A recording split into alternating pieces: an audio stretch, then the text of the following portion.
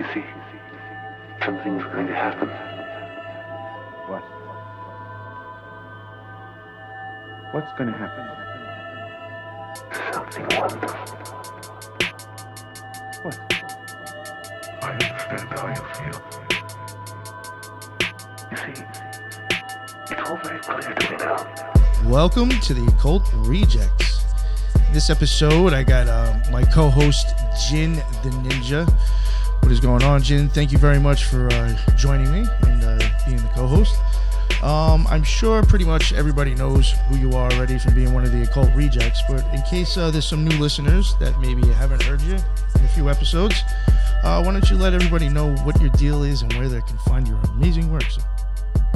Thank you so much, Nick, and thank you for having me on, and thank you to Mark, who was a great guest on my show. I can't even remember the episode number, Mark, but it was a really great episode entitled Breath of Fire, and we discussed Zelda, but it was a far-ranging discussion that talked about the metaphysics of anime and I think video games, at least as an introductory. I mean, I could have gone on for 3 hours, but for what it was like a really in-depth conversation. So I appreciate that. And so people can check out my show is Threshold Saints. I am really interested in this idea of parafiction and metafiction. That's sort of the evolution of my show and what it's become, which is sort of like a idea that comes a little bit from chaos magic and then a little bit from Tantric Buddhism, and this idea of clarifying narratives with the truth and sort of mixing them alchemically. And so just like podcasting, really. Thank you. And all his links and everything will be in the bottom as well with the show notes. And thank you very much, Jin. I really do appreciate you getting this, suggesting this guest. I'm thinking this is going to be a very fun and interesting topic. And that leads us to the guest, Mark. Mark, thank you so much for coming on. I know it was. I think I left you hanging for a while. I had things going on. I moved. No worries. Yeah. But finally got you on. Mark, if you can, let everybody know, I guess, where they can find your work, and maybe give us a little bit of a background about what you're into and, and what we're going to talk about here eventually. Yeah, absolutely. I'm on Twitter as Sommelier. So you'll see that in my name there. And I'm kind of a regular guy, so I taste wine. I do wine collections. I have a winery in the mountains south of Los Angeles. And, I've been working on that for several years with some partners. But being, on Twitter and X, I've, kind of created a little side project of examining media in a lot of different ways. And originally started with like Death Stranding and The Legend of Zelda, and is applying occult metaphysics and analysis to what are these things being presented to us that are normally just regular consumption. And I began to pick up on a lot of hidden trends and strange synchronicities, and through that I've done a number of different threads, particularly on anime, because they have a lot of strange things in them, aside from normal, American television, for instance. And I do a little continental philosophy, but most of it is, media studies. And I think we're at a really unique juncture in history. Everyone's kind of lost their minds a little bit. We're inundated with technology, mass media, certainly changing people's perceptions. And, I really want to understand how that affects, me personally, how that affects my friends, that, country I live in, and how to navigate going forward as the world consistently changes. And that's accelerating, that's being amplified. And I think some of these, shows can really give us insights into ourselves and maybe taking the next step forward and navigating the future. Thank you. I appreciate that. I know what we're going to talk about originally, how do you pronounce the name of this again? I don't want to screw it up. The Evangelion? I pronounce it Neon Genesis Evangelion. It's like tomato. Yeah. So. I'm from New York, so I'm from New York. I could say it however I want, I guess. So yeah, it doesn't matter. I know we're going to kind of talk about that, but I mean, I think, we were saying something prior, and I do think there's something behind this. And one thing I do want to even add, too, believe it or not, a lot of suggested things I get to cover that is like something I'd have to watch. It's actually a lot of like Japanimation stuff. I've actually had Yeah. that suggested to me a lot. Some stuff I have looked at, and I'm like, wow, that's just blatant. You know, and I'd never really really delved into the stuff too much, but it seems like it's kind of blatant, and the things are real popular and it's commercialized. I'm assuming there's probably a reason maybe for this, or maybe it just works. I don't know. It captivates people's attention anyway, and you can make money off of it. But I guess what I'm getting at is it just does seem, from what I looked at, seems pretty prevalent amongst that Japanimation with occult. And, I guess maybe you were kind of like wondering, is, something to do with politics, occultism, all that. Maybe there's a reason for it to be going on right now. I know you have like maybe some theories on that. Maybe we could talk about that. Yeah. And I mentioned this on Jin's episode 2. I had written an episode on The Breath of Fire, which talked about, Japan's foray into Western imperialism, at the end of the 19th century, with the Meiji Reformation, and how, Japan kind of abandoned the old shogunate and became, Masonic market imperialist. And, you could look at The Last Samurai, for instance. That's kind of, Tom Cruise doing, Dances with Wolves, but he's, modernizing Japan. And it's a really interesting reflection on how the Japanese elite begin to adopt a lot of Western occult symbolism. Many of them become indoctrinated into, some form of liberalism, some form of, again, Western militarism, and they start wearing all the same badges and the stars. And so that's the beginning of their expansion into China, into the Southeast Asia. And, over time, there's, obviously World War II, the atomic bomb is dropped on them. And then the kind of society changes, and they're almost like the leading precursor of what is, happening around the world now. A lot of the country is devastated. They have a huge infrastructure rebuilding, and they adopt a lot of Western, economic models. But through this, you have arcades coming out, and these, brilliant light shows and cartoons, right? Like really become forefront, and something in this society kind of adopts that, latches onto it. And I, early on, I noticed, going back to like the 50s and the 60s, there's a weird occult themes in the Japanese anime even then. And, it's only now being illuminated simply because we can all go on these hyperlinks and surf the web and go, make all these cross references. Whereas, 30, 40 years ago, you would see that and go, oh, that's interesting. But the fact that it continually recurs, right? That's something that just caught my attention. And so I wanted to dig into it, and then you start playing games, or, we talked about Xenogears. That's a highly Cabalistic video game. Neon Genesis was actually really hard to find, when I was a kid. And so it wasn't until years later that I actually revisited it as an adult. Final Fantasy, right? The guy's name is Sephiroth, and you're like, that's a very strange name to just pick as for a villain. And so I kind of was pulling that thread, and now that everyone has links and you can pass this all around, it's actually there's a huge pattern there.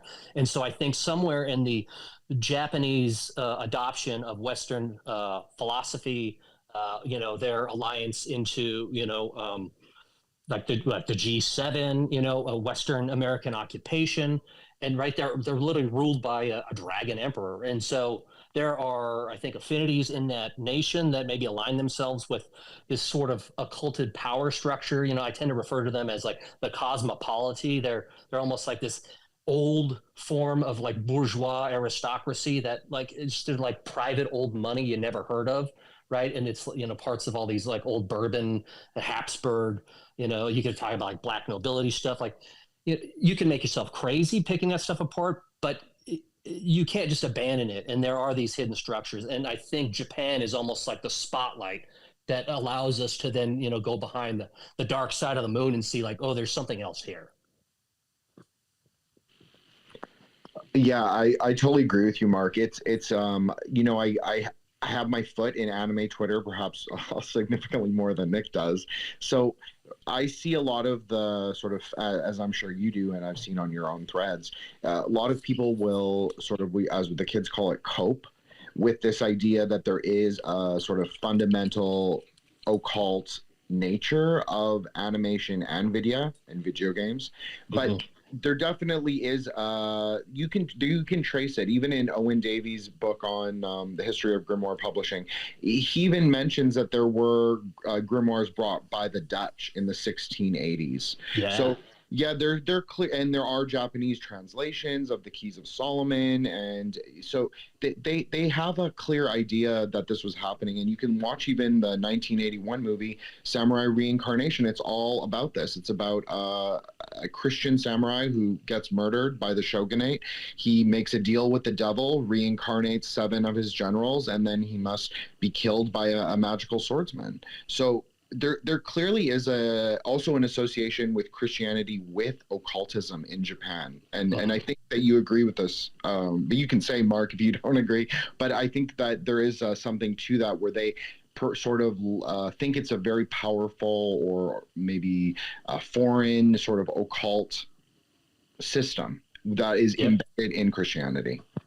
Yeah, no, absolutely. And right, and even James Clavell's Shogun, right? He even talks about all these missionaries, and for a long time the shogunate was a little insular, and they were keeping Jesuits at bay and all these like Franciscans, and eventually, right, that breaks. But I tend to, it was something I noticed as a kid, and now that with social media it's just so amplified that I use it almost as like a scrying mirror to do almost psychoanalysis on myself, right, or to do some sort of depth psychology or whatever it is.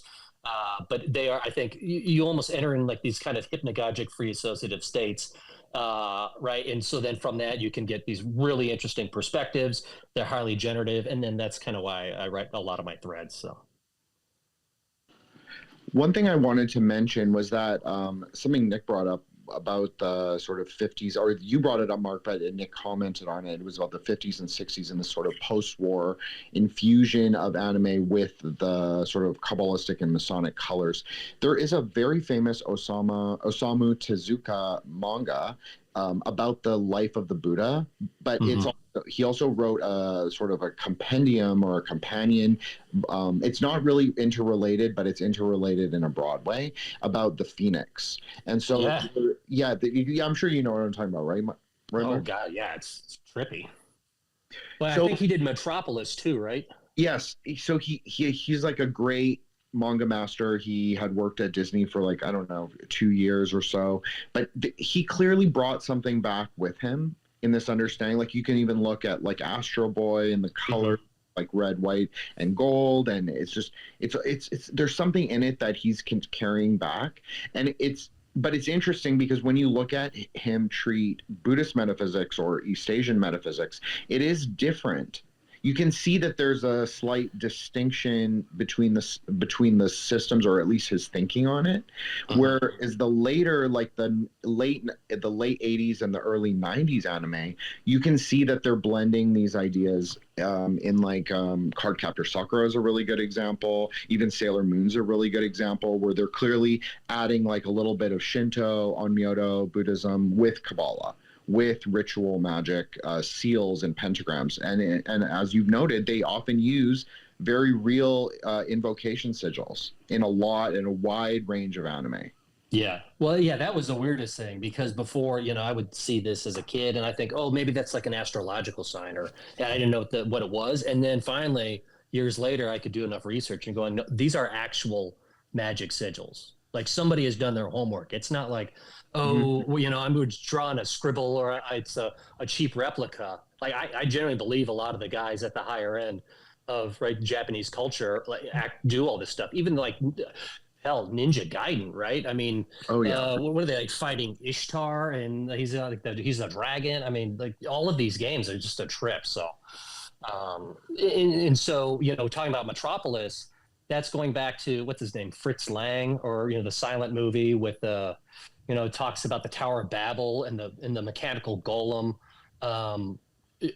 That's almost kind of my operative thesis, is that something in the human imagination drives us into civilization. We build these power structures, and from our activities, we begin to draw potencies from some hidden place, and like this is a karma that like humanity has to somehow work through, and by studying this, it could almost become an antidote that we learn about ourselves and maybe try to speak to it without becoming just delirious, or because you make yourself paranoid and crazy.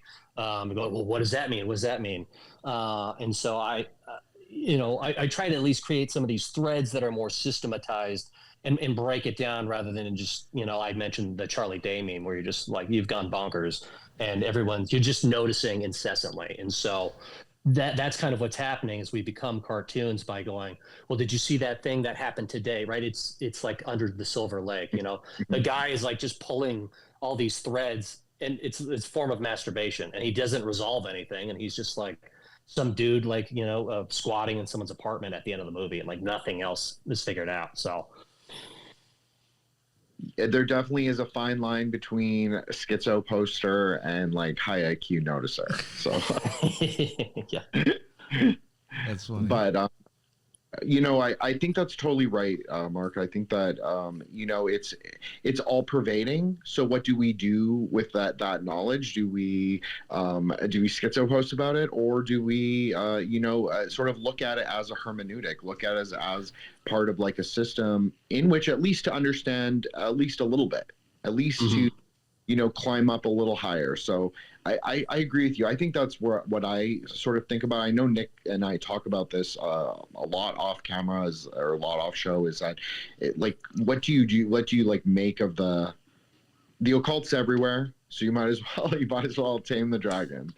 So yeah. I mean, that's why I wrote that last thread on chiaroscuro, and how to just dive into a lot of this stuff. So everyone tends to be skipping on like the surface of these little things, and it's like a cat, chasing the laser beam, and I want to kind of figure out like what is the actual thing that's directing the laser beam.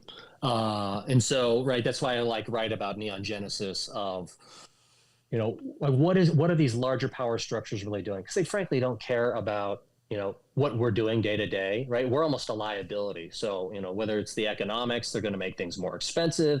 They're going to start another war, right? The biggest thing is like, how does a society or civilization go to either the stars? But what can we do on the ground? Okay, well, first of all, it's just understand that this system is maybe not aligned with us. So, probably maybe be at least on the edge of the system, have some form of financial independence. That's much easier said than done. Probably be tied to the land a little bit more.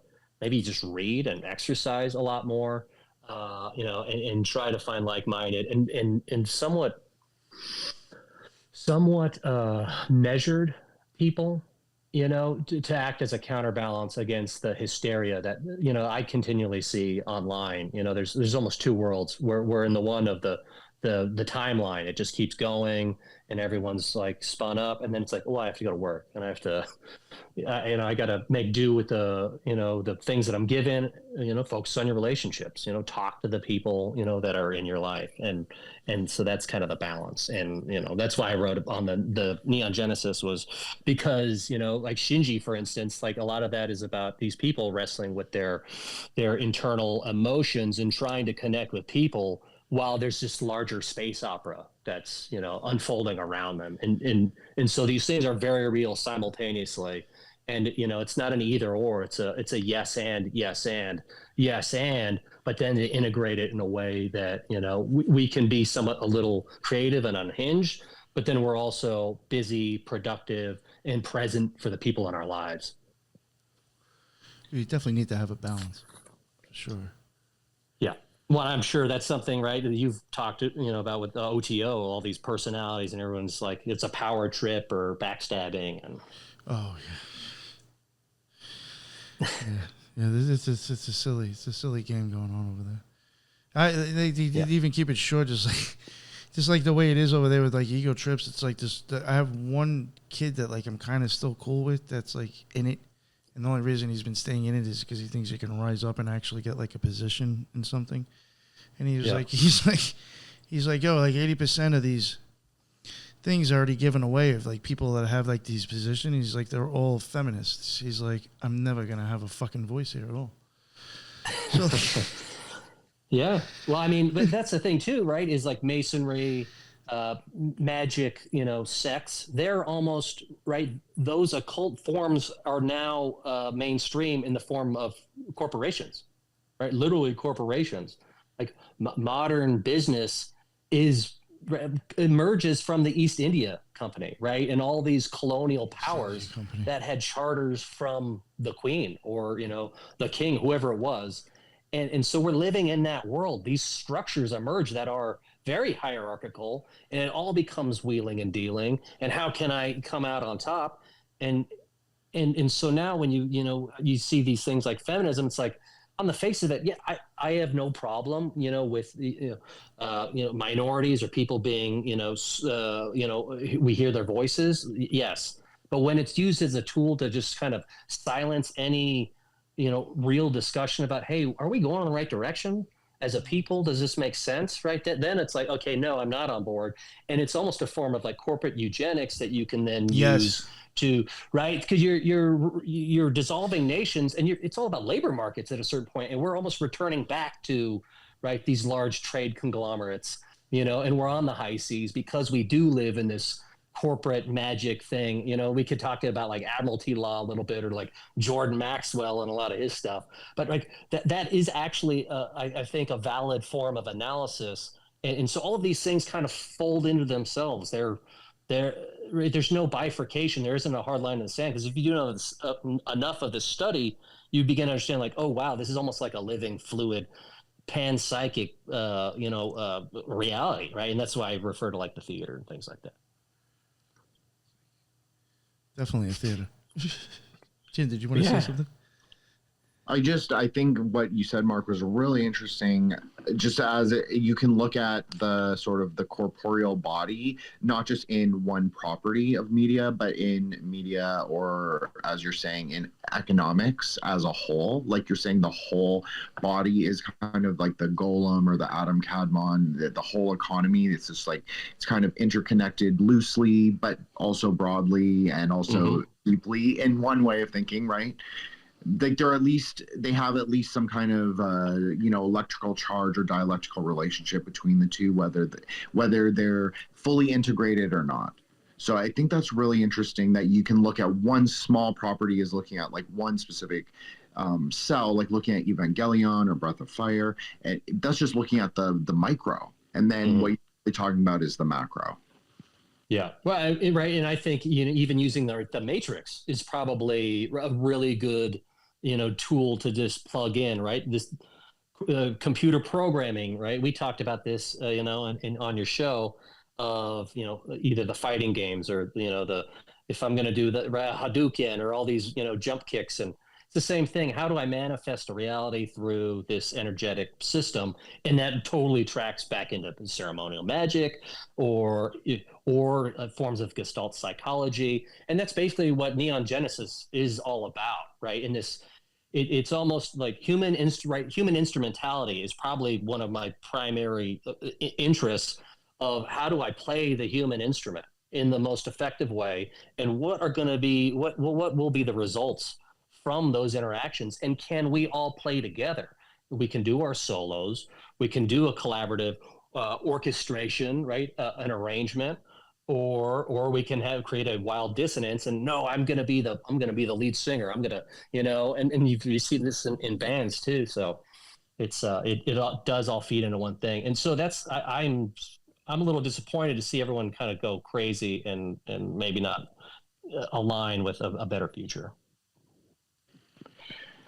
I think this is interesting, just as like maybe a broader commentary on your work, is that your work is about the hero's journey, and it's about that specific thing that you just said, that we get to determine, like a large part of our will determines reality, right? It's a reality shaping, just like being online or on social media is reality shaping. Like the narratives that we say on the timeline, which is magic because it's traveling through time and space in other people's minds, especially if the tweet is popular. So, I mean, that's magic. So the things that we say are broadly like determinant of where we at least can influence to a small degree. Yeah. And so, but now it's all mainstream. Like all of these methods and magic practices are vulgar, but but they're just covered in corporate jargon. And how can I get more productivity out of this person? And so people it's like The Office. Everyone's just like grinding away, lifeless, because you're actually not contributing your own destiny to this. You've been subsumed or absorbed, or right, there's almost like a hex put on you, and they're channeling your energy.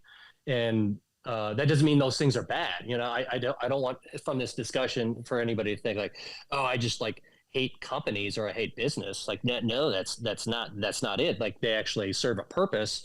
That's how we, a company is a magic arrangement of space and time with other people, right? But we've somehow like made a distinction. Oh no, that's not the case. And we're actually summoning magic artifacts through these incantations. Only we call them plans or schematics, or intellectual property. And so there's no fine line there.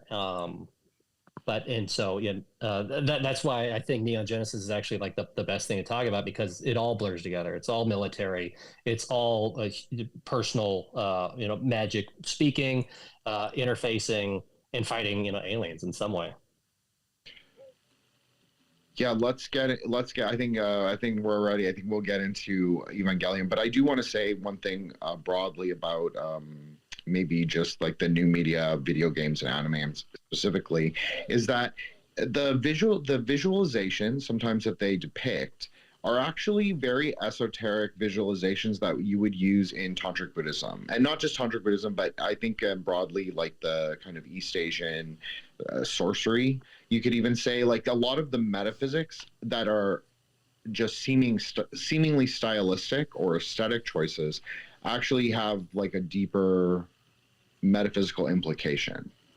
Mm-hmm. So there's like an idea that you could use even in chaos magic, like Peter Carroll writes about this in Cyber Magic, is that you can take the ideas from the video game itself, apply it to the sadhana, or apply it to, well, he doesn't call it a sadhana, I'm calling it a sadhana, but when he's doing magic, he's actually taking what he sees on the video game and he's applying it to that internal, whatever's happening inside of his mind. So he's actually kind of remixing this meta reality, what he's perceiving, and then also what he's exerting his will on. So I think it's true that you can use, there are actually a lot of very deep, interesting color choices. Even the Hadouken thing that you said, Mark, like that's Vajra energy. That's like the ball of Vajra energy that you cultivate, like in yourself, and that you draw from, the void element, you could say. So yeah, there's something like there's some really deep shit there. So yeah. Real quick, yeah, Mark, I mean, I just wanted to ask you. do you think the aliens are even like kind of an occult aspect? Yeah. Oh, yes. Right. I've written a little bit on like Breath of Fire 2, and even Neon Genesis is kind of talking about these alien things. I suspect technology is an amplifier. It's a mirror. It's a horizon by which our future expands. And we're at a point where the technologies are harmonizing, they're converging, and it's going to radically change humanity. And so I think the West right now, a lot of sovereign nations are saddled with huge amounts of debt, and 20th century global capitalism doesn't work. And so what we're seeing now, like in Ukraine or Israel or, Syria, Saudi Arabia, this is sort of a split along, Russia, China, Iran, and then, Saudi Arabia is maybe somewhat of the political football because they have a lot of the oil. And so this is like it's an arms race. And so I think a lot of the alien stuff is mostly military technology that they're using to, first of all, just get a measure on psychometrics of the population. They'll use that as a form of camouflage. It sounds nonsense. It sounds insane. Who would believe that? Or is it real? So I do believe that a lot of the technology is much further along than we've been led to believe. And if you're like the Pentagon or Five Eyes, you certainly have an interest in controlling international trade. You want everyone to live in your franchise, And so I think we're at an inflection point historically, and that's why we're seeing the preponderance of all these UFOs, and right, everything's just being dialed up to the point where there's so much noise in the system that you can't really figure out what's going on, and so the alien is just like the cherry on top, and maybe that is like the UN blue beam really comes out, right? And if that were the case, I'd probably lose my marbles and just like pack my bags and go to the hills at that point, because it's like martial law at that point. And everything's off the table, or on the table, I should say. You're going to lose your constitutional rights or your civil liberties. And so I don't think people really understand like where we are historically. It's almost like we're on the verge of, World War I again. Not to make it sound, extreme or hyperbolic, but we could go in a lot of different directions. And I think the alien is a representative of those, flights of, flight, or, an escape, right? The escape of not only the world, but like our own preconceptions of ourselves. And so that's why I really latched on all this in the thread. Thank you. Yeah. I just wanted to get an idea, because, like, in my opinion, I do think, just my opinion, I do think the use of aliens is like a deeply occulted archetype or multiple things. So I just was wondering, like, if you were possibly viewing it like that as well, considering this show you think is already a cult and it's got aliens mixed in there. I'm sure that it's used for something, Yeah, I mean, look at Iwas, right? I mean, the dude literally looks like a gray alien, So, right, this is a thing we see all over the internet. Oh, it could be it's an angel. I'm channeling a higher intelligence, or it's a interdimensional alien, or right. It's just the concept of the other, of the outside and of the unknown, just manifest in a shape, right? And that shape could take on any appearance. Right. So it's like, it's just this, it's the X, right? That's why I also find it fascinating that Twitter is now called X. It could be anything. It's just a placeholder. And we're at this point in time where the change is so rapid, and that human evolution is kind of, right. This is where you get either transhumanism, right, which could be a benefit. It could be totally destructive. And that's literally what Neon Genesis is all about. The beginning of the show is like, there's been massive climate change. There's been a catastrophe. There are smart cities, and there's all this technology. And now you have, right, advanced research institutes, battling chaos in some way, or in the form of the angel, and so these things kind of just take on this exteriority that human beings have to collectively manage. Thank you. Jin, did you want to say something before we, I guess, get into the actual topic? I saw you unmute yourself, so. Oh, no, I appreciate that. Thank you, Nick. I just wanted to say that this series for me is a very, I would say, important in terms of when I first saw it. I did not understand how deep the metaphysics was, but I probably recognized some parts of it because it's so obvious.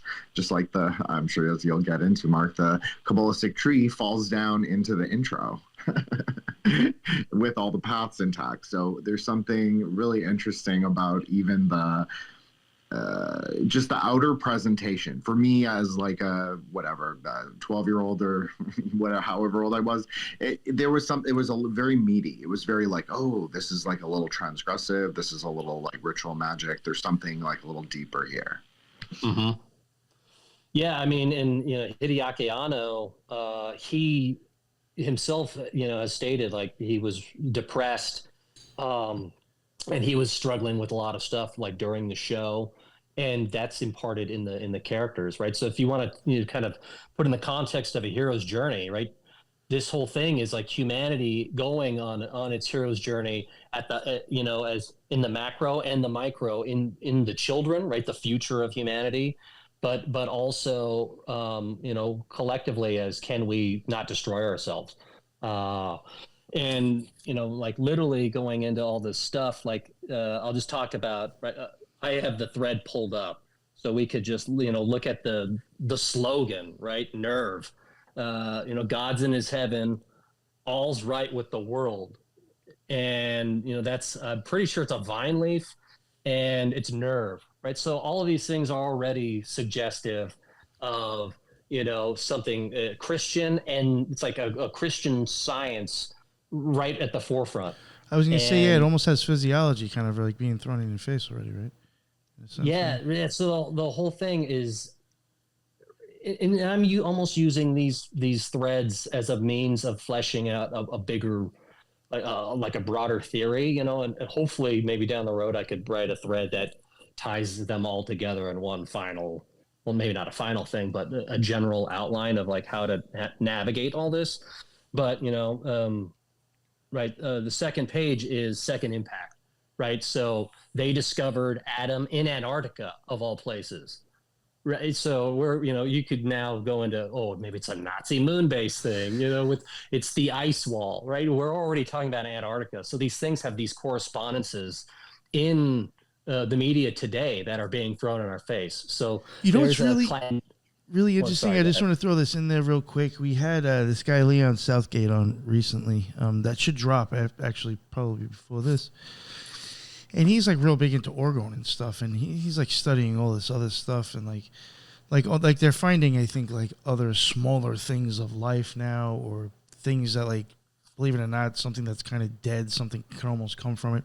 He was going on about something, and he said the most abundance of that stuff is found in like ice, and he says he does question now the whole thing with Antarctica, because he says technically that should be like crazy spot to find this type of stuff. It's as silly as it sounds. And like, if people were to hear what we were actually talking about, because I can't, whatever, it's above me. But I mean, when the guy explains like what's going on with orgone and all this stuff, and how like what it does, and how people are looking at it as like life or consciousness now, you're almost like, could that actually be what these fucking people were doing up there now? Because it's all ice. I mean, they're not doing anything with it, are they? I mean, I don't know. Maybe they are, but you know what I'm saying? It's just like really weird how something like that wild and basic and powerful actually can be found in snow and ice cubes. Mm-hmm. And we're not allowed to go to Antarctica. Yeah. I don't know. Just to me, I was like, that's something? the trip. Yeah, they've got that what is it? They've got a treaty. Like, you can't really go, you can't drill for anything down there. You can't really sail down there. And so there is a thread of this, like, the Hyperborea bros, getting hung up on the Nazi UFOs and stuff. But it is being put out there, and again, it's contextualized with clandestine technology. So I do suspect, though, that like there are proprietary and top secret forms of metaphysics and ontologies that are not released to the public because they're weapons. Right, because if I had an ability to engage with reality in a certain way, that would give me a competitive advantage. And so what we tend to, live with generally is, consumer. Oh, I saw some boobs and some butts, and some jack guy, and there's a little romance. Oh, there's a little drama, and that's kind of like, we can talk about that stuff. But God forbid, we're going to improve ourselves spiritually, or become independent and strong and whole. Like, no, like, stay in the dustbin. And so I do think the smartphone and all this connectivity does amplify it in both ways, right? It can make you insane, and now you're obsessed and you're studying all the ice, but it does allude to something else. And I don't think, I think we should at least pay credence to the possibility that those things are very real. All that quack science, all the MK Ultra, Project Stargate, I put a lot of stock in those things. How they actually work in practice, I don't really know, right? Because we don't have that access, and we don't have the patents or the clearance for it. So, Mark, I'm looking at your Evangelion thread right now, and I'm seeing the section on the. I know you're probably not even have gotten here, but about the children. And so I just thought you could go over, because I think that Nick and also people watching will find the names of it really interesting. And the three kids, you mean? Yes. The DARPA program that is like the Marduk Institute and United Nations. Yeah, I mean, it's like, that's kind of nuts. Like, right, Marduk, what is he, the Babylonian god of the storm? Right, this, again, we're going back to the concept of this, like, you're right, empire of Marduk fights Tiamat, and it's almost like, what is it, the theogony, right, of the Titans and the Greek gods right now, taking over. There's this kind of changing of the guard. It's put into the future. But yeah, so Marduk is basically like, it's like DARPA or, the Ghostbusters, right? I generally believe Ghostbusters is fairly real, like all this ESP stuff, right? Human beings have a ton of potential. It's mostly being squashed, and what is known is like, right, like, why would you want that to be public knowledge, right? That's not even a conspiracy. It's like, hey, this is actually valuable. I want to be able to sell it. It's like, if you had any sort of business plan, like, yeah, I want to monetize it. And so like this shot where it says like top secret only, top secret for your eyes only, that's from the show, right? Like in Japan is actually draws heavily on all this UN stuff. And so it's almost like Japan during the 60s and 70s became like the UN's like trial ground for the post-war era of like, okay, now we're going to try to institute these policies. And it's repeatedly shown again and again. United Nations, they've got the tanks, right? It's a top secret UN program.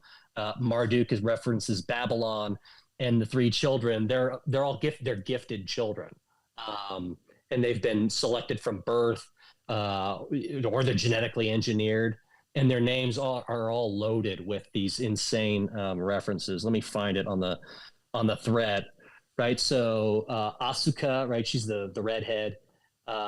It's literally the feminine version of Akira, right? And Akira is a reference, is like, right, means shining light. And all the kids are psychics and they're espers. And again, it's this play on technology.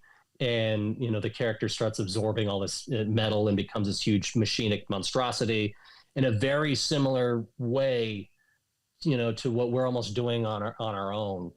And so it's almost like our magic spells have like gotten out of control and we need to like reel them in. It's almost like Fantasia, with the Sorcerer's Apprentice, and he's getting the brooms going. Well, and now they're kind of like running wild, flooding the wizard's laboratory, and he's going, oh man, I got to fix this mess.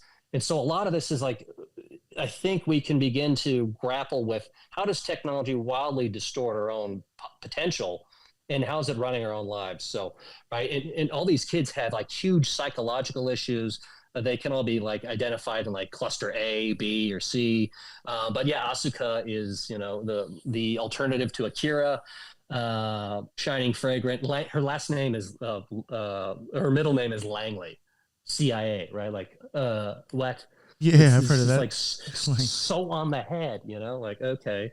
And Soryu, blue-green dragon. And so she's the firebrand. She's like hot-headed, and she does crazy stuff. Her mom killed herself, and there's all these flashbacks with the kids, and right again, it's kind of a reference to dolls or the playthings of God or the gods. It's kind of a trip. Shinji, right? We got the picture of him. That's literally his father's desk. His father's office is placed between the capstone of the pyramid and the base, and right, the shadow it creates is right, what you could consider right a Tifereth, or the Israeli Star of David, or Remphan, and the Union of the Above and the Below, and it's a shadow cast. And then the floor of the office is literally the Tree of Life. It's this huge Cabalistic expression, and he's right. His name represents, the true ruler, new expansion. So, right, this is like what we alluded to in the other episode of, like the death and rebirth, almost like the way Horus is. And so he's kind of like this Horus figure, or just potentially a Christ figure, but certainly a much more compromised version. He's a child, and he's been abused by the father in like this like kind of fallen demiurgic way, and his last name is Ikari, anchor, wrath, rage. So there's something keeping him, anchoring him to this physical world, and he's actually kind of a negative antagonist. He's your quintessential failure. And so the whole movie, not the whole series, he's like really struggling to step up the whole time, and he just resents everyone, and he feels cut off. And then Ray, right, that's Zero, Spirit, my shepherd, Ayanami twilled waves, right? That's almost like this quantum physics thing. And she's like cloned again and again. She keeps getting killed in the series. And so she's like, hell, like, which one am I? She's also the clone of, right, Shinji's mom. And there's all this like weird sexual tension between the two of them. Like he's kind of like into her. And then there's a shot of like Gendo, like it's like his daughter, but the clone of his dead wife. Right. So all of this is like super Freudian.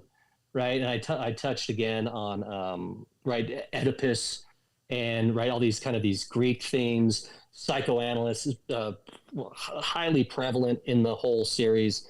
And then the cloning chamber, right, literally is like this brain cylinder.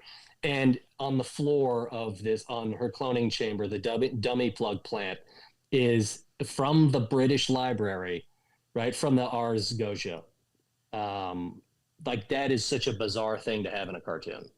Like what right, and there's like a tesseract, the black cube, four corners, right? This, right, the elements and ether, right? And it's like ether is almost like the orgone, anyways. And so all of this is like pretty wild. And sorry, I don't want to keep going. What did you mention about the Ars Goetia? Did you say about that? So if you look, in the thread, I have a shot of this. I can't find this thread, unfortunately. Yeah, I'll search. Right, all right. now. I was going through. Cool. Yo, you know what I realized real quick, just to so I can get this link and maybe catch up. Something I noticed. Are you big into Twin Peaks? I'm huge into Twin Peaks. Yeah, I just noticed going through your Twitter. I was like, I've seen him post David Lynch or Twin Peaks a few times. So I was like, this is interesting. Nice. That's something I did not know that. The same thing, man. Oh, it's right, and so it's like it's funny too how you mentioned the Goetia, and I'm thinking about, I'm seeing Twin Peaks, because even in Twin Peaks at one point on the side of the chalkboard in like the police office, there is a sigil from the Goetia, one of the demons. It's from the nuts, Goetia man. Yeah, wall. Yeah. I think Astarte or something like that. Yeah, I mean, you've seen this show, right? Yeah, I'm a huge fan of that stuff. Yeah, big time. Yeah, it's crazy, right? And it's a cult of shit. It's like the whole thing's nuts. And right, what is he, like a supposed Zen Buddhist? And I think he's probably I hope he's a nice guy. David Lynch. But yeah, that's like all these Hollywood types. Who knows, right? Yeah, that's what's unfortunate. Yeah, you can't tell. But right, the major in Twin Peaks, he's like part of the same thing. Right? Oh, there's these interdimensional alien maybe thing, or they're demons. Right, this almost goes right into X-Files. Right, and then all of Lynch's movies are almost like this, right, again, this dream state that you like wander into, and there's like so much meaning. And then actually when the new season came out, somebody made a post a couple weeks ago saying it's like, now America has been sort of separated and blown apart into smithereens, and now we're just like living in these like private vignettes, and like the story like barely coheres, only for like Lynch's insane, right, infolding and involution of the whole narrative. But like that's how I'm approaching a lot of this stuff, is like we're into Twin Peaks, like we're in deep, and it's like everything means everything, and it's like pay attention and pull the thread and just be careful that you don't spin yourself out. But I think we might have to have a talk about that in the live. future. That is interesting. I was like, Twin Peaks, this is great. All right. Sorry, I forgot where we're at. So you did mention something about the Ars Goetia, right? I forgot where that was going. Was that something because you saw something in the show, like a symbolism for that? Yeah, it's in the show. And so one of the three children, the girl who's I know it gets super convoluted. The girl who's the clone of the dead scientist's wife, is being like her spirit is being channeled back into the bodies through a glyph on the Ars Goetia. Like it's in the laboratory. And then it says, right, it's with the three written in divine names of Romanized Hebrew that are split into 9 sections, right? Each one of the 9 sections contains names commonly allotted onto relevant members of the Cabalistic tree of life. And I've heard people like, Hideaki, said, I wanted to make like a cool show, and I saw some of this and I thought it'd be cool if I just like threw it in there. And I think he's being really tongue in cheek, because there's just way too much attention to detail in the whole in the whole show. I mean, this is like that like that's even like in the cartoon is like bizarre. That's someone's doing a ton of research, and you don't just like casually throw it in there. And then sorry, like, I'm going to jump in. Sorry, yeah, Mark. yeah, I just want to say that's hand drawn. So the sequences are drawn by a group of people that must be looking at the actual glyph or sigil, and a lot of anime uses the correct sigils. That's what's really interesting. That's what catches my eye in particular, is that they don't, it's not just like make believe. They're actually like looking at medieval grimoires, European grimoires, not always European. Sometimes they will use Buddhist Siddham script, but they actually use real spells. Like the spells are like very close to how they would be. And the colors that they assign are actually very significant. And so even in this sequence that you're talking about where she's in the lab and her, as you said, her name means zero. So she is inherently the Vesca Pisces, or the vessel, the empty vessel through which to be imbued into spirit, or spirit is to be imbued into her. But she's kind of the negative force, this like interaction, and she has that very purple of Yesod hair. She wears like a Quicksilver kind of jumpsuit. So yeah, there's absolutely like it's like almost letting you see a ritual. If you were like maybe the plot of like the kids and all that stuff, yeah, that's like the scary sort of like outer ritual component. That's just how they're containing it. But it's really like it's about the colors, it's about the shapes, it's about how it all works together, and then plus it's movement and sound. So it's like a really perfect ritual encapsulation. Yeah, it's competent, and then they're putting this right in your face. It's right, and this show came out 30 years ago, right? So it's not like a lot of this was like common knowledge, not at least the way it is out there now, where you can go on some random forum and there's quite a few knowledgeable people. Like you had to go look all this stuff up, or you had to be initiated in this stuff. And this is the one thing that I keep coming back to is like, I cannot believe like.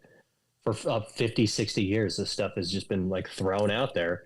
And in some ways, like that's how I was initiated into like mystery religions and perennial philosophy, and begun to like explore magic accidentally, it's through, I got initiated through cartoons. It's a trip. And so, Gendo Ikari, he's the mad scientist. He's Shinji's father. He's the head of Nerve. And he wants to become God. He's literally on a path to godhood, and he's kind of a psychopath. He doesn't care about anybody, and his son has been abused, and so he manipulates him.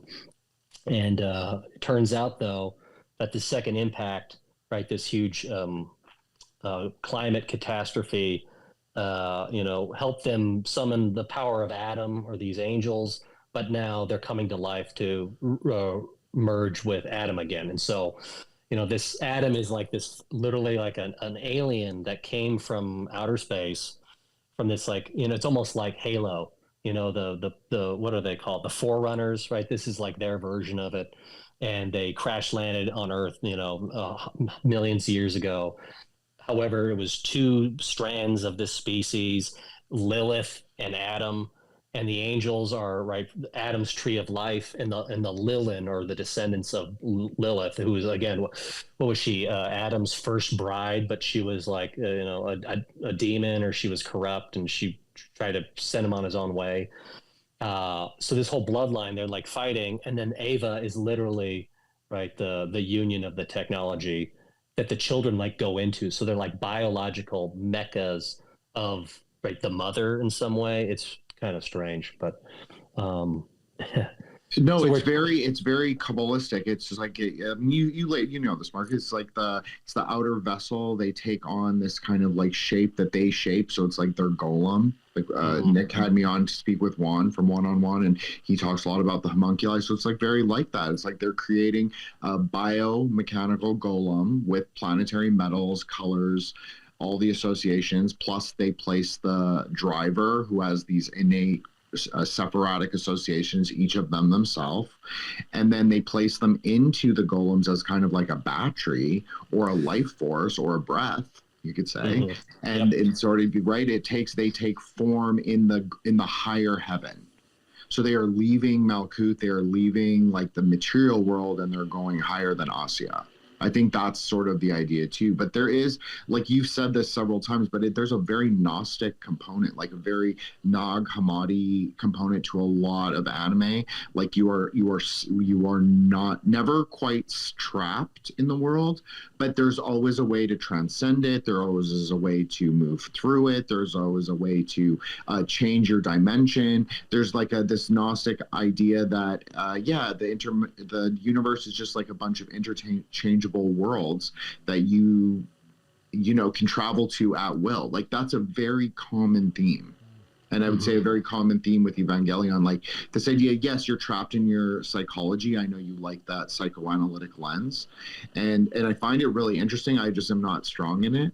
But for me, I think it's like about, it's telling you like the world is what you sort of imagine it to be in some ways. And that's sort of what the downfall of the characters is. They're so stuck in their own heads all the time. Yes. They can never really break free, even though they live in this fantastical and magical world. Yeah.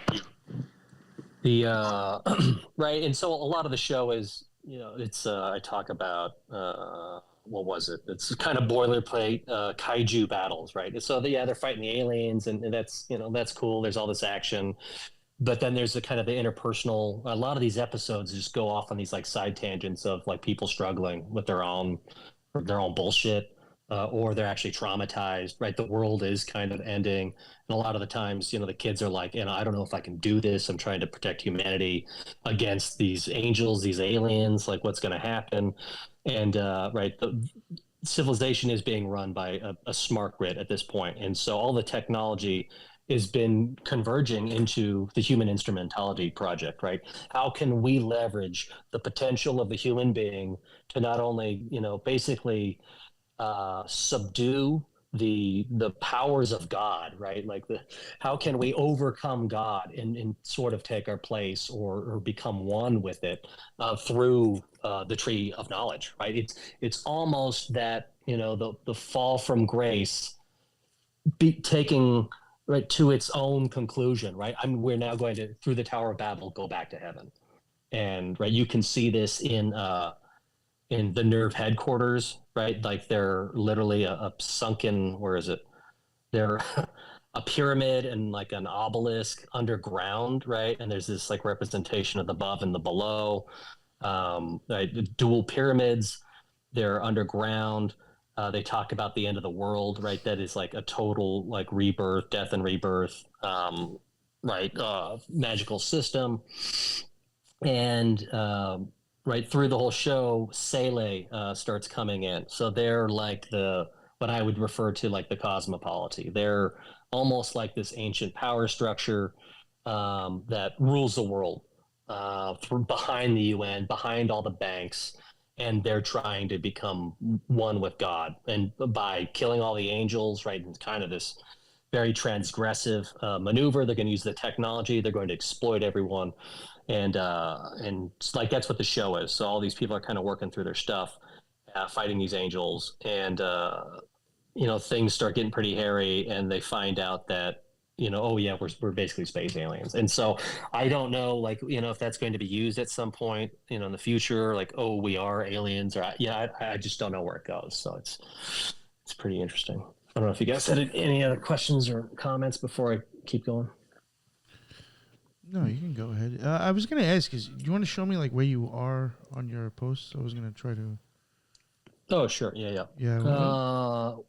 I've kind of just been floating around, but okay. At this point, we went through the 3 kids and Gendo Akari because there's so many characters and you could go down the line. But I think where I would be at this point is the one about Sele and seated above the United Nations. And then there's a revolutionary girl, Utena link, which I would also recommend people check out. Like that's an absolutely insane show. Very Age of Aquarius, in fact. Yeah, I mean, I happened to just go as an aside. I went on YouTube to listen to those songs again when they're dueling, and they're like, you guys should check it out after we're done. talking, because you can find the translations in English, and it's crazy shit. So yeah, I'm at the Sele, and there's all those like almost tombstones where they're having the meeting, and there's that like red light, and they're all illuminated with the numbers. You guys see that one?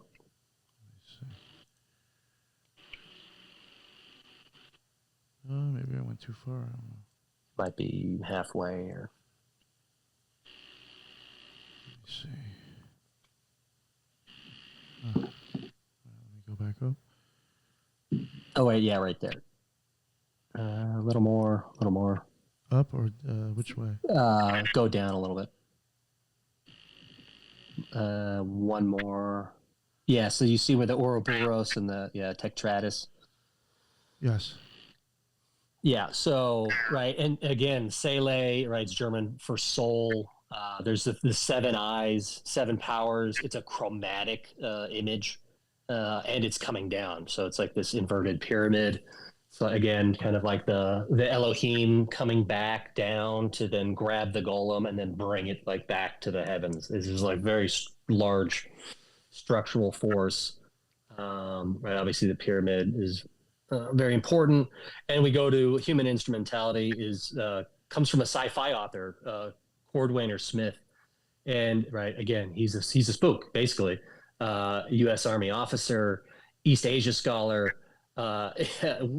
psychological warfare at Johns Hopkins, right? Like, they're using a term from some spooks sci-fi novels that came out 50, 60 years ago, right? And all of these are representative of, human instrumentality of mankind.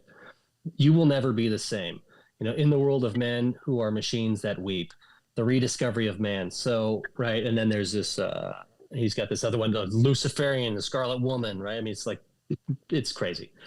Right. So they're using all these terms that are representative of larger economic and metaphysical changes. And the whole show is like that. It's almost like we're seeing what the big plan is, or at least that's what they have to do, right? We have to get off the planet. Otherwise we're going to probably destroy ourselves. Well, at least that's what I would think is in their mind or would be suggestive of the show. And it turns out, right, you see again, Lilith is crucified to the cross at the bottom of the bottom of the nerve center. The aliens get out of control. And it turns out, though, that Sele betrays Nerve, and they're like, no, we're going to become one with God. And they activate, once they've killed the angels, they activate human instrumentality. And, right, they want to become one with the divine. And so in the show, the last two episodes are like Shinji finally coming to terms with, wow, I am the biggest obstacle in my whole life. Like, I really did push people away. What can I do to integrate those people?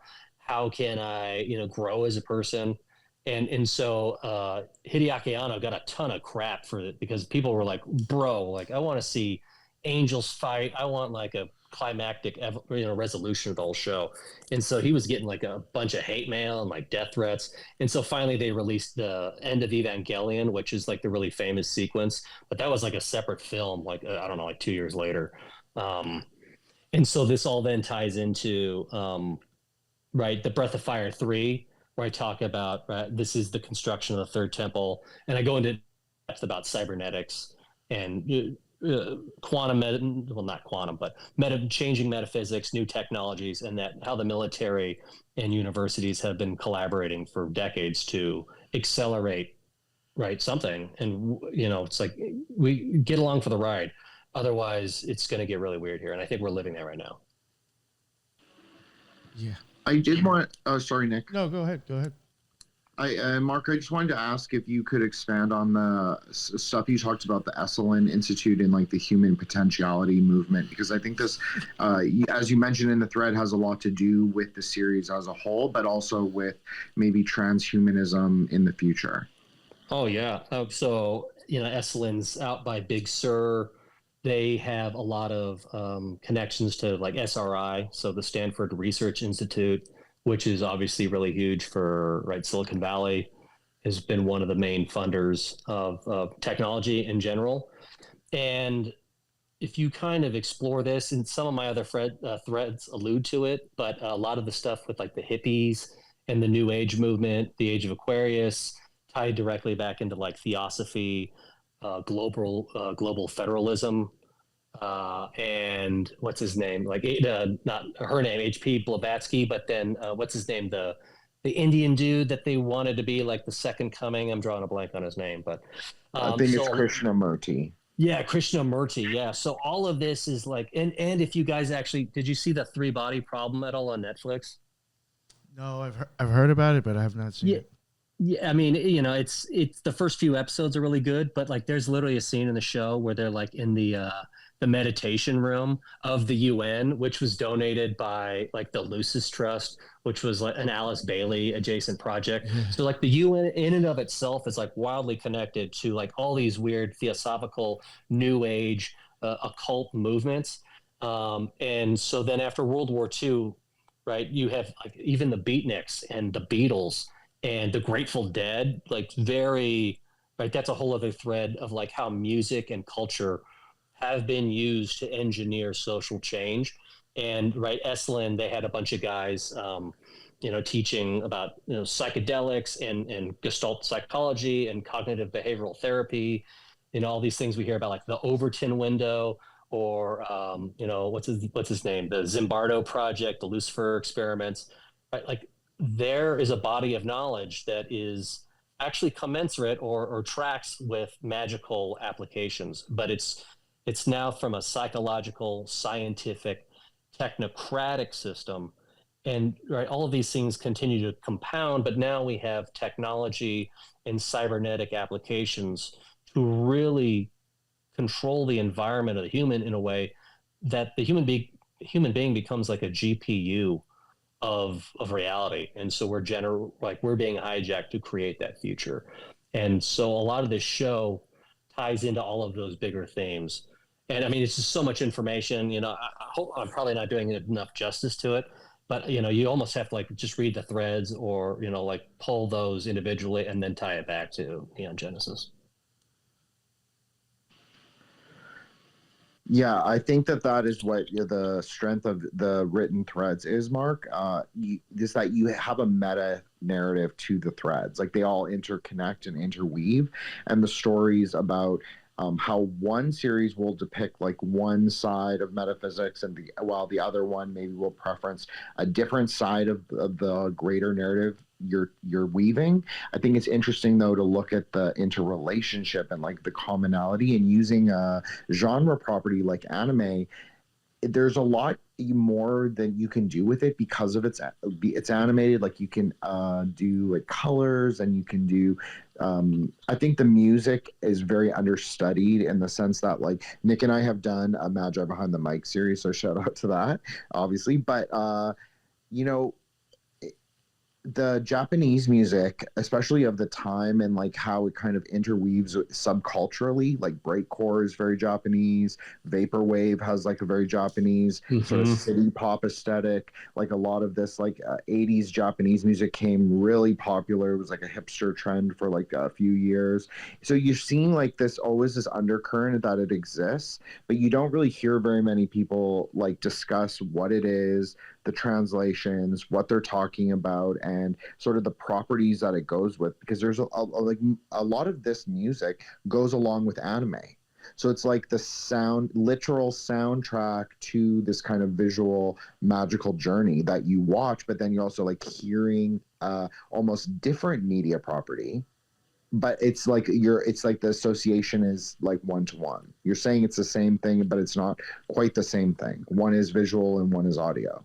Mm-hmm. Yeah, well, it's a holistic, right? It's exactly. you're being embedded in the whole thing. And so I kind of talk about McLuhan a little bit in The First Breath of Fire, and how he was really big in media study.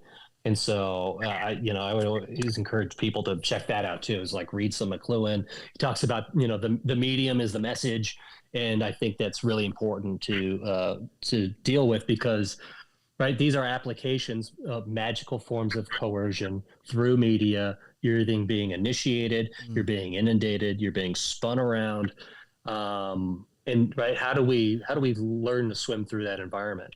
and that's mostly what my big project is. And it's a lot of material, and you almost have to do it on your own or read it, read these threads on your own. Otherwise, we could just kind of topically cover it without maybe not necessarily getting to the meat of a lot of stuff. Yeah, I'll include the link for this thread as well in the show notes for people to look at if they want to. Was there anything else that you wanted to add to that show? I didn't know if you were kind of done with that or. Yeah, I mean, at the end they have the whole tree of life, but it's actually inverted. The whole thing's just a giant ritual. But no, it's otherwise I just kind of get into the weeds of what all the individual symbology is. But my biggest thing is just pay attention to what's being put out there, and it's definitely competent portrayals of magic, but it's just woven in an occult way, and it's right in your face. And in your opinion, you were also saying you thought there was a lot of Cabalistic ideas in there, right?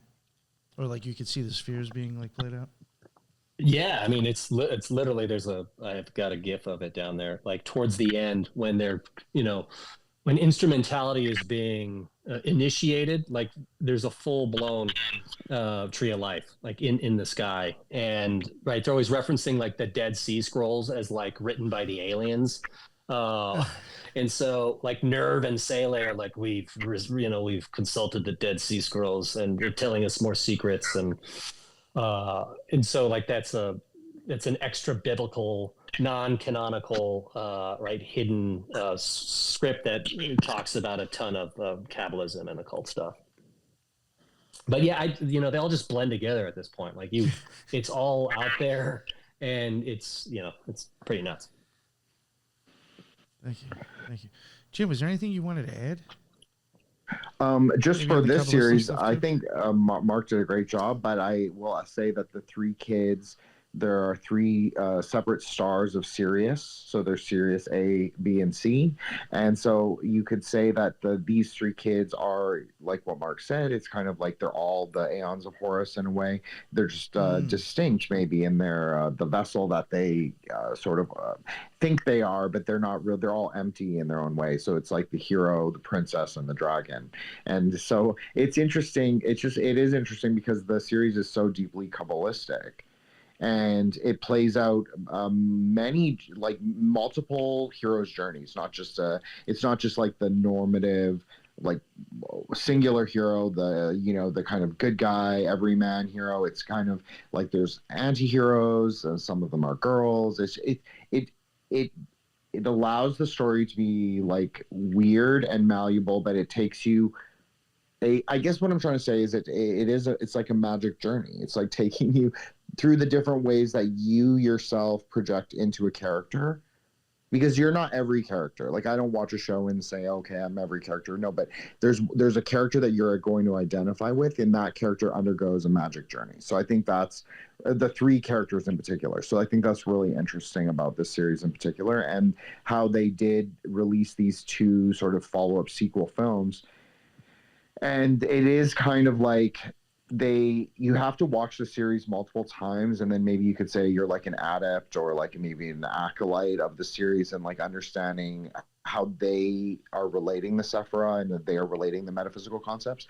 But then the movies do it so it's much more subtle. So you've kind of built up an audience to the point where they're allowed to understand what the movie is really saying. You're able to sort of remove the densities, remove the klipas of it, and then you can be oh, I see what the truth is, if you want to even say that. So yeah, there's something really crazy about this series, really dark and really interesting, I think. Yeah, I thought about the clip I think you're right. When he mentioned the upside down tree. I wonder if when you noticed kind of the Kabbalah play out in this series, did you happen to notice maybe a pattern or anything? Or going You mean way? exact specific correspondences? Either that, or I was wondering if maybe it was manifesting down to the bottom. But I mean, if you saw a line kind of coming straight down, or.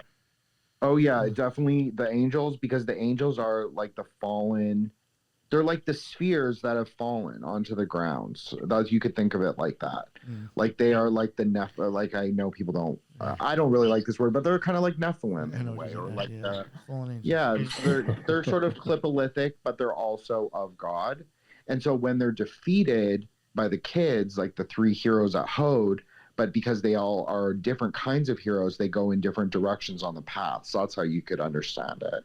It's like they taking full expression into the tree. So they're climbing back up in the sense that they're trying to rectify the world, but the angels are trying to, well, one way to understand them is that they're destroying it. Well, so they're trying to fix the world through destruction. Interesting is, again, it depends on how you want to look at the tree. Coming down. I mean, obviously you have to become an angel before you come into matter. So, I mean, are you not? I mean, I guess what you're saying is you're kind of going the wrong way, even though you are an angel at that point. You're kind of falling down into matter, and then going back up. I could see how you'd be passing that yourself in that way. It sounds weird, but yeah, I almost think it's like the Qliphoth, right? It's like they've inverted the tree of knowledge so far that like now they're gonna. It's almost like they're falling back up to heaven. Right. It's a trip. And so both of these are like merged simultaneously. And I don't think there is necessarily a specific narrative like, oh, it's going to be this one single thing. Right. There is, I think, a lot of deliberate ambiguity. It's almost like watching Kubrick or, again, Twin Peaks. Right.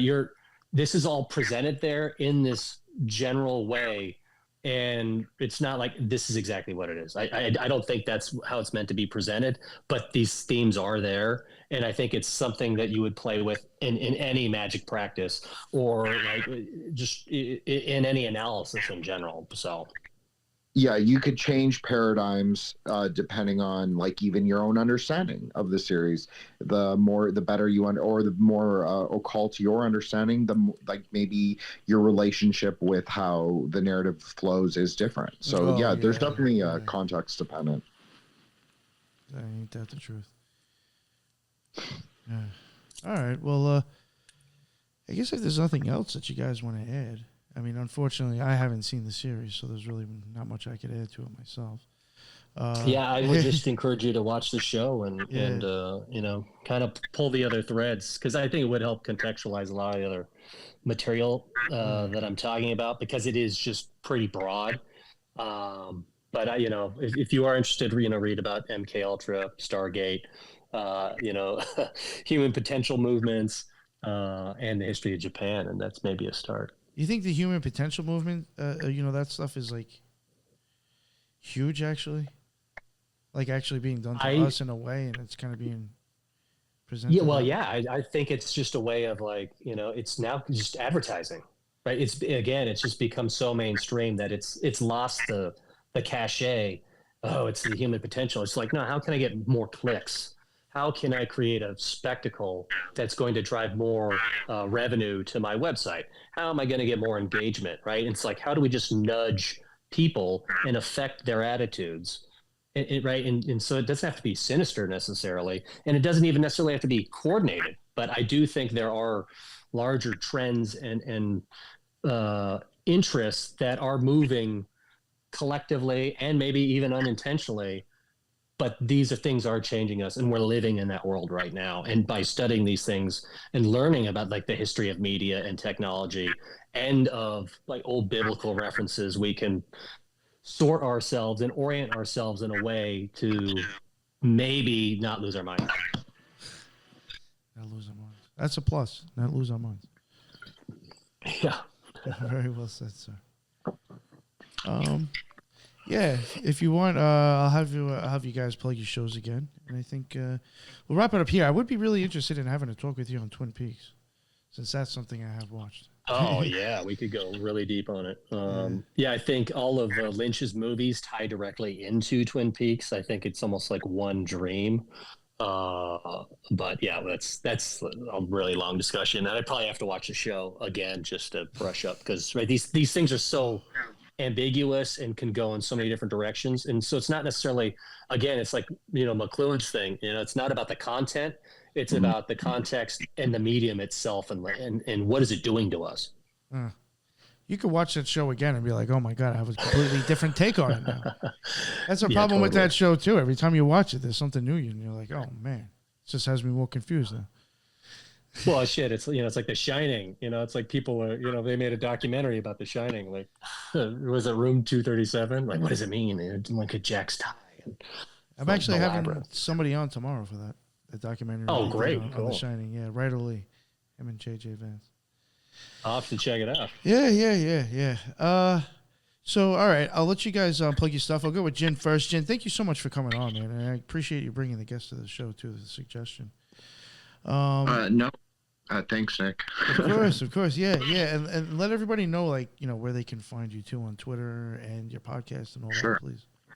Sure. So people can find me at Wukong Reborn, WKONG Reborn on Twitter and Insta. I'm at Threshold Saints, and then at Threshold Saints on Apple and Spotify. There's also a show account at Threshold Saints on X, Twitter, and obviously Mark's been a guest who talked about very, I would say parallel. This is like a more of a continuation of our discussion on Breath of Fire. I think it's really like a spiritual part 2, but on with you, Nick. So it's like it's a true reject episode. So I appreciate that you set it up and let me kind of frame the parameters of it. And thank you, Mark. I really appreciate it. It's always a pleasure to talk to you. I consider you like a sort of like mad scientist, media scholar. I love it. I get a lot out of it. I see where you're going with it, and I'm down with it. So thank you. And all the Jin stuff will be in the bottom. And Mark, let everybody know where they can find you at as well, please. Anything you want to plug. Or other shows you've been on, that too. It's mostly the threads. If somebody thought any of this was interesting, you can find me at Sommelier, SO_MMEL_IER. And, I have my most recent one on Chiaroscuro and Gilles Deleuze and Henri Bergson, right? You could literally apply that whole thread to what we've been talking about. But yeah, hopefully, some of this stuff is maybe not, I didn't get too abstract or maybe too off the beaten path, given it's more of a cult focused show. But for me, these things all do tie together.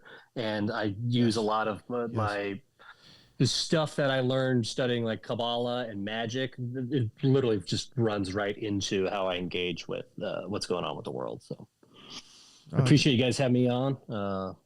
A lot of fun. Hell yeah. That was a good discussion. And no, I do agree that I do think like magic or occultism, or maybe people not understanding occultism, it's being used to accomplish other things right in our faces. You know what I'm saying? So I can understand like how you would go with the whole psychology and how people are being manipulated. That's exactly what I think they're doing it for. So.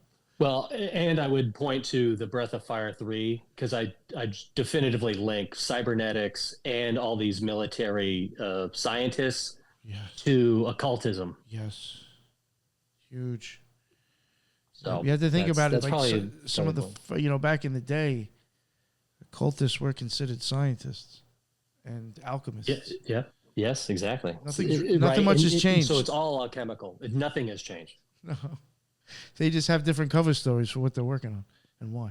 Yeah. And everyone's just, clicking on their phones and, watching some singer and, trying to have fun, right? So people just don't pay attention to the stuff. Yeah. Or they don't, the thing is, it's just like, even some of like understanding this, you'd have to look back, 30, 40, 50, 60 years ago to even start like seeing this. I mean, or even alchemists or cultists that were considered scientists, you'd have to know about them like 1,000 years ago. Unfortunately, that's just not the cool thing to be doing right now. So why would you ever start reading about stuff like that? Yeah, well, you have to be a little. And I get it to an extent. Yeah, right. I mean, I do get it to an extent. I mean, but yeah, I get where you were going with that for sure, and I appreciate that angle. Everybody's links will be in the bottom. Jin the Ninja and Mark, his links, everything will be in the bottom if you want to check it out. Thank you again for both coming on. And that is the end of another Occult Rejects. And until the next one, everybody be well. Later.